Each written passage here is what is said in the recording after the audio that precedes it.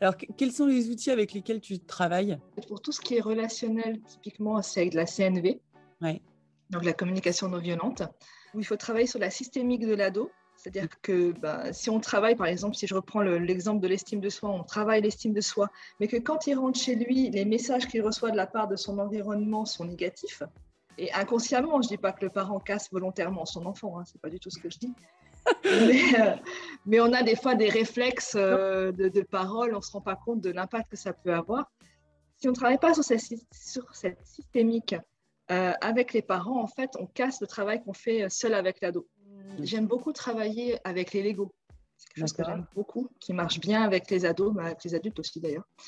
C'est un outil que tu utilises aussi avec les adultes?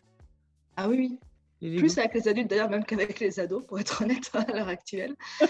Mais oui, en fait, c'est un outil qui est génial parce qu'en fait, il décentre la discussion sur la construction de l'ego et pas sur soi. Du coup, c'est beaucoup plus facile de parler de ses qualités, de parler de sa construction, de parler de tout ça en se décentrant. Parce que je suis facilitatrice parent en discipline positive aussi.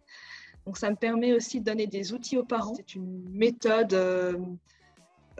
de parentalité, on va dire. Ça rejoint un petit peu tout ce qui est... Filiosa, Isabelle Filiosa ou Montessori, c'est un peu dans la même mouvance. L'idée, c'est de trouver un équilibre entre la bienveillance et la fermeté. D'accord. Donc, toute la complexité de la chose, c'est d'être pas trop ferme, trop rigide, trop discipliné ou trop laxiste. D'accord. Et de trouver un équilibre. Ça travaille énormément sur quels sont les besoins de l'enfant et comment je peux y répondre tout en respectant mes propres besoins. Et ce qui est intéressant, c'est que certains exercices, on demande aux parents de se mettre à la place de l'enfant. Et quand on lui parle comme s'il était l'enfant, d'un coup, il y a des prises de conscience. Mais, ah oui, mais moi, je ne voudrais pas qu'on me parle comme ça.